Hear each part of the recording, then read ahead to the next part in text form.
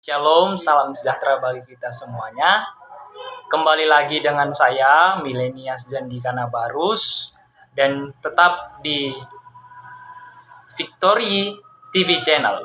Nah, di sini saya akan membagikan ataupun pengetahuan saya yang saya dapatkan dalam satu semester ini tentang pelajaran etik pastoral. Dalam hal umum, etik pastoral ini bisa kita pahami adalah etika seorang pendeta. Dalam etika pastoral ataupun etika pendeta didasarkan pada Alkitab, bukan didasarkan dengan pengetahuan ataupun logika seorang pendeta.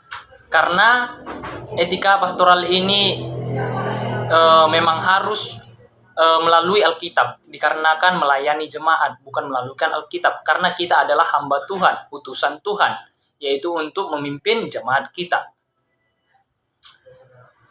Nah, Allah menyatakan kehendaknya melalui Alkitab untuk bertujuan keselamatan dan kedewasaan manusia.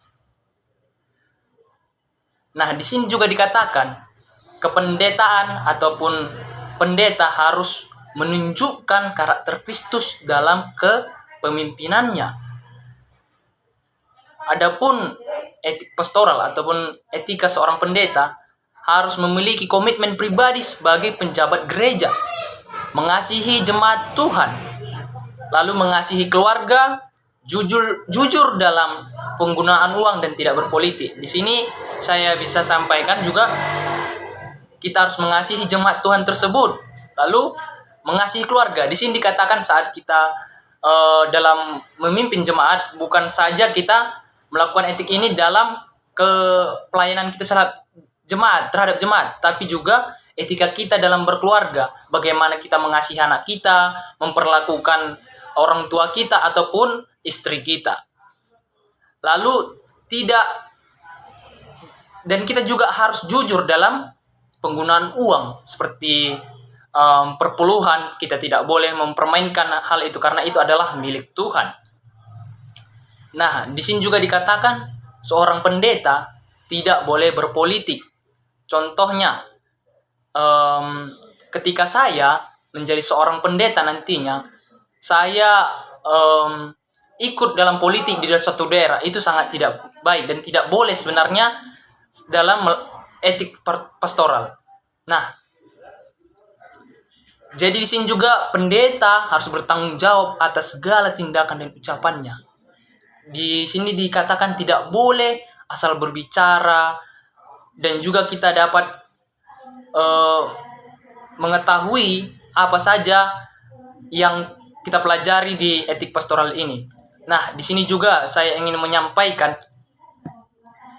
dalam etik pastoral ini yang bisa saya sampaikan adalah kita jagalah sikap kita sebagai hamba-hamba Tuhan, bukan saja dalam pelayanan tetapi dalam kehidupan kita sehari-hari.